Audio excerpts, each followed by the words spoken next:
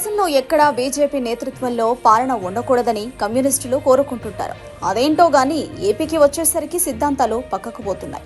జగన్ సర్కారు కూలిపోయి బీజేపీ సారథ్యంలో కొత్త ప్రభుత్వం ఏర్పడుతుందని సిపిఐ రాష్ట్ర కార్యదర్శి కె రామకృష్ణ మహదానందం పొందుతున్నారు. సిపిఐ నేతల్ని చూస్తే జాలి కలుగుతుంది. వీరి మనసు ఒక చోట, మనుషులు మరో చోట ఉన్నారు. ఏపీలో టీడీపీ జనసేనతో కలిసి వెళ్లాలని సిపిఐ నేతలు అనుకున్నారు.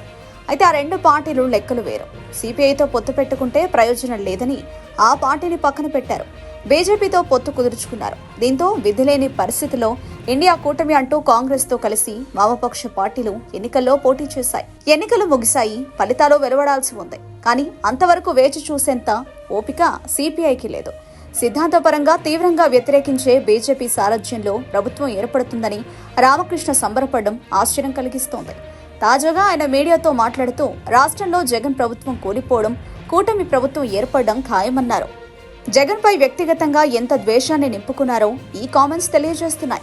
బీజేపీ నేతృత్వంలో ప్రభుత్వం ఏర్పాటైన సిపిఐకి ఆమోదమే.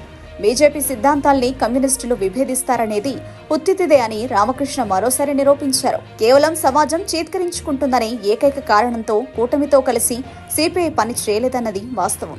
సిపిఐ నేతలు నారాయణ, రామకృష్ణ కమ్యూనిజాన్ని బాగా వంటబట్టించుకున్నారు.